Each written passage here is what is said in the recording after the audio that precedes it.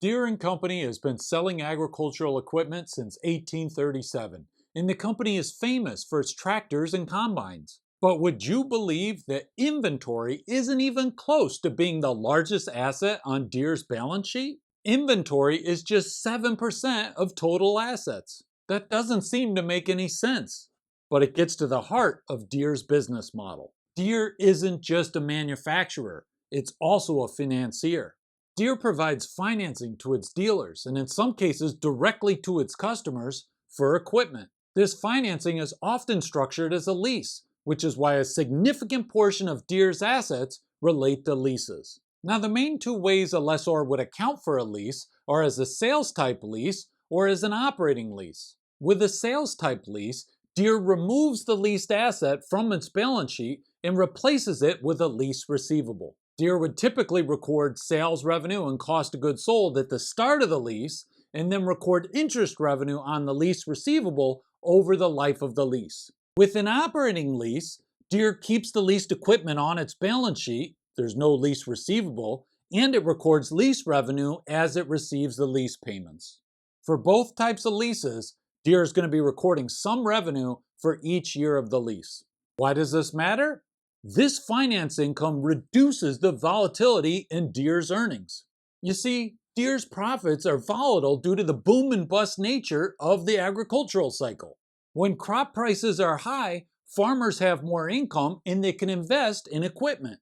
But unfortunately for farmers, crop prices don't always follow a smooth upward trend. Crop prices can fluctuate dramatically due to changes in weather, politics, supply and demand, and interest and exchange rates. You can see the effect of these fluctuations by looking at Deere's net sales over time.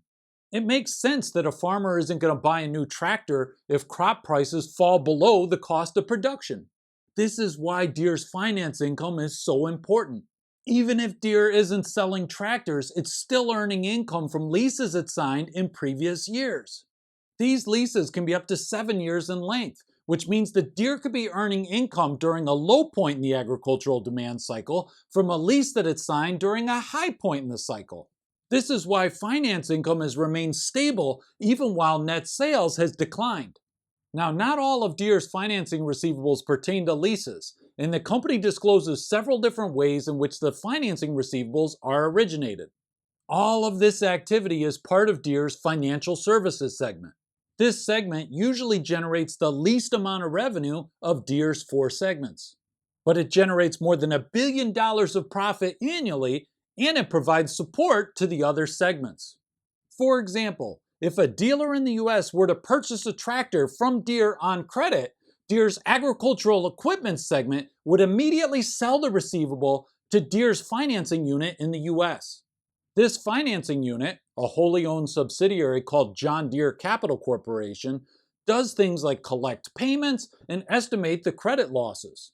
Deere's financial services segment not only generates the finance income we talked about earlier, but also makes it easier for Deere's customers to acquire its products.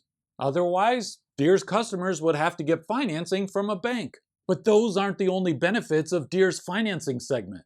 The leases we talked about also stabilize cash flows. Deere is receiving a steady stream of cash flows each year from its leases. Deere expects to receive nearly $6 billion in lease payments over the next 5 years, and that's not including any new leases it will sign. And remember, once Deere gets the equipment back, it can lease it out again and generate more cash flows from the same asset.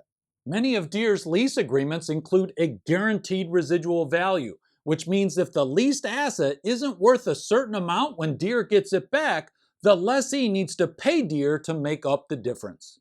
And if Deere ever needs to accelerate some of its cash flows, Deere can securitize its receivables. Deere does this by transferring its receivables to a special purpose entity, which then issues debt securities to investors. Deere gets cash up front for the receivables, and investors get paid as the lease payments roll in. Deere has securitized about 13% of its financing receivables, and these have stayed on Deere's balance sheet because they qualify as a secured borrowing rather than as a sale of receivables. In short, Deere is treated as having borrowed against those receivables instead of having outright sold them. According to the company website, Deere has been doing asset-backed securitization since 1992, so the company's been using this method to accelerate cash flows for quite a while. In sum, Deere's financial services are an integral part of the company's business. This segment stabilizes earnings during the boom and bust agricultural cycle, stabilizes cash flows, with securitizations being an option to accelerate cash flows when necessary, and helps the other segments sell or lease products by making it easier for Deere's customers to obtain credit. The challenge of all this is that Deere not only needs to be great at manufacturing, it also needs to be great at financing.